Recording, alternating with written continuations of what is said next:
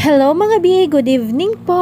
So, for today's video, tatakas ang mami nyo. Yes, tatakas muna sa obligasyon for a while lang naman po.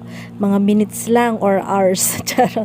So, ito nga at gusto kong mag-relax. Gusto kong makahinga muna dahil alam nyo naman, may mga pasaway tayong kids.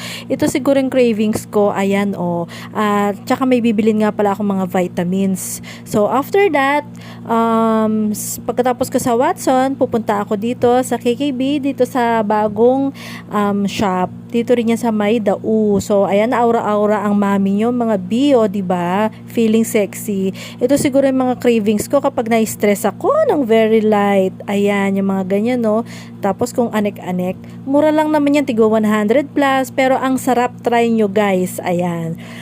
Tapos, yun nga, nagkita rin kami ng aking kumare after nito dahil naggaya siyang magkape. So sabi ko, Mars, wag muna tayong magkape. Ako, matcha lang, ganun, para makatulog ang lola nyo. Kasi kapag gabi na ako nagkakape, hindi na ako makatulog eh. So, yun lang for today's video. Ingat!